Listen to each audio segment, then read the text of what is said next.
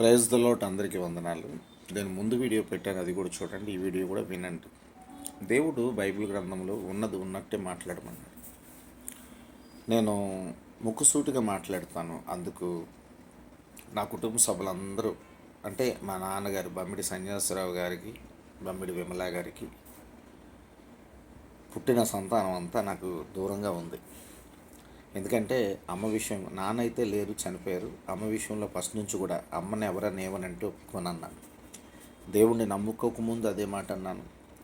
నమ్మిన తర్వాత కూడా ఒక దినము అమ్మని కొంచెం కొంతమంది ఇబ్బందికరంగా చూస్తున్నారని విని, అమ్మని ఎవరు ఇబ్బంది పెట్టినా నేను ఊరుకునేది లేదు. అది పెద్దోడైనా చిన్నోడైనా ఖచ్చితంగా నిలదీస్తానని చెప్పాను. ఆ మాట అందరికీ స్ప్రెడ్ అయింది.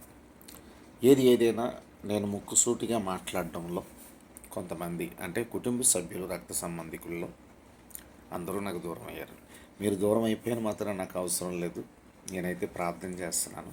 ఒక దినం దేవుణ్ణి తెలుసుకుంటే నా గర్దింపు, హెచ్చరిక, దేవుని ప్రేమ మీకు తెలుసుకుంటారు కనుక ఖచ్చితంగా నా దగ్గరికి వస్తారు. యథార్థమైన దేవుణ్ణి మీరు తెలుసుకుంటే, సర్వకోటి సృష్టికర్త పరిశుద్ధుడు నిజమైన దేవుణ్ణి తెలుసుకోగలిగితే, ఆ దేవుడే మీకు తెలుసా, మూర్ఖుడు, దుర్మార్గుడు,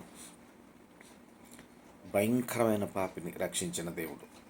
అమ్మా నాన్న ఎన్నో రకాలుగా ఎన్నో గుళ్ళకి తీసుకువెళ్ళారు, ఎన్నో పూజలు చేయించారు, అగ్నిగుండాలు తొక్కించారు, ఒంటి నిండా సోలాలు పొడిపించారు.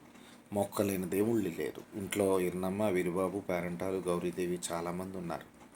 వీరందరికీ పూజలు చేయించేవారు. ప్రతి పండక్కి గుళ్ళకి పంపించేవారు. తిరుపతి సింహాచలం కానీ, మజ్జిగౌరి కానీ, తలుపులమ్మ కానీ, చాలా. కానీ ఎవరు కూడా నన్ను మార్చలేదు. యేసు ప్రభు ఒక్కడే నన్ను మార్చాడు. తన ప్రేమ, ఎదుటివారికి కీడు చేయకూడదు, ఎదుటివారిని ప్రేమించాలనే మాట నన్ను పట్టుకున్నది. నేను ఒకనకప్పుడు దేవుణ్ణి నమ్ముకోకముందు స్వార్థంగా బ్రతికాను. కానీ ప్రేమ ఉండేది. యాక్సిడెంట్ అయితే ఎవరికైనా పరిగెట్టుకుని వెళ్ళి సహాయం చేసేవాడిని. రక్తం కావాలంటే రక్తం బాటిల్స్ ఇచ్చేవాడిని.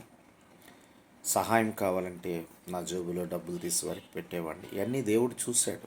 అందుకే ఒక మూర్ఖుణ్ణి మార్చాడు, మంచివాడిగా నన్ను మార్చుకున్నాడు. అది మీకు తెలుసు. నేను ఎలాంటి వాడడం మీకు తెలుసు. నా కుటుంబ సభ్యులందరూ కూడా ఈ వీడియో వింటే తెలుసు.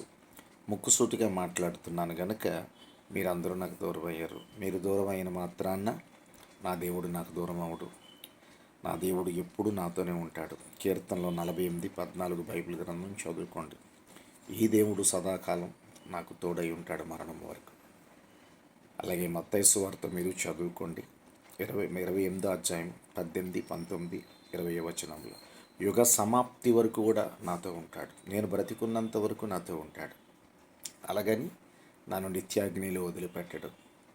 పరలోక రాజ్యంలో నేను దేవుణ్ణి చూస్తానన్న నమ్మకం అయితే నాకుంది. మత్తయి సువార్త 5:8 ప్రకారం హృదయ శుద్ధి గల వారు ధన్యులు, వారు దేవుణ్ణి చూచెదరు. మీరు కూడా మీ హృదయాన్ని కాపాడుకోండి. మత్తయి సువార్త 4:23 ప్రకారం క్రీస్తు మనసు పొందుకోండి. ఫిలిప్స్ 2వ అధ్యాయంలో 5వ వచనం మీరు చదువుకోండి. క్రీస్తు మనసు పొందుకోండి.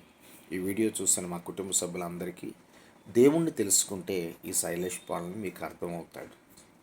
తప్పు చేసిన ప్రతి ఒక్కరిని నిలదీస్తున్నాను అంటే అర్థం ఏంటంటే, తప్పు చేయకూడదు, పాపం చేయకూడదు. ఈ లోక ఆశ అది భంగం అయిపోద్ది. మీకు తెలీదు. కీర్తనలు 112వ కీర్తన 10వ వచనం చదువుకోండి. లోక ఆశ భంగం అయిపోతుంది. ఆశ గల ప్రాణాన్ని తృప్తిపరిచే దేవుడిగా బైబిల్ గ్రంథంలో ఉన్నాడు కనుక మీరు దేవునిపై ఆశపడితే మీరు తృప్తైన జీవితం మీ కుటుంబానికి ఇచ్చి 128వ కీర్తన ఆశీర్వాదాలతో నింపి మీ కుటుంబాన్ని చల్లగా, సంతోషంతో, సమాధానంతో ముందుకు నడిపిస్తాడు. ఈరోజు మీ కుటుంబాల్లో గొడవలు, ఇబ్బందులు, అనారోగ్యాలు, సమస్యలు, కుటుంబంలో కొన్ని మన కుటుంబంలో ఎన్నో చిక్కులు, ఎన్నో బాధలు, కన్నీరు, వేదన, దుఃఖము, శ్రమ ఇవన్నీ ఉన్నాయంటే దేవుడు, నిజమైన దేవుడు యేసు ప్రభు మీ దగ్గర లేక, అదే యేసు ప్రభు మీ జీవితంలో ఉంటే, నన్ను మార్చిన దేవుడు, నాకు మనశ్శాంతి ఇచ్చిన దేవుడు మీకు కూడా మనశ్శాంతి ఇస్తాడు, సంతోషాన్ని ఇస్తాడు. ఈ మాటలు మీరు వింటే దేవుణ్ణి తెలుసుకోండి. శైలేష్ పాల్ని అర్థం చేసుకోండి. ఇంకా అంతకన్నా చెప్పేది ఏమీ లేదు.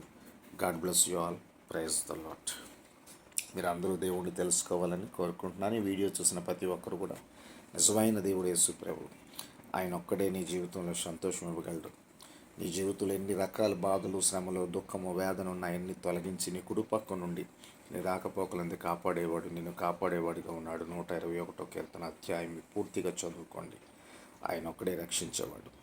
ఆయనే దేవుడు. నువ్వు పిలిస్తే పలికే దేవుడిగా ఉన్నాడు. మీరు తెలుసుకుంటే మీరు కూడా ధన్యులే. God bless you all. Praise the lot.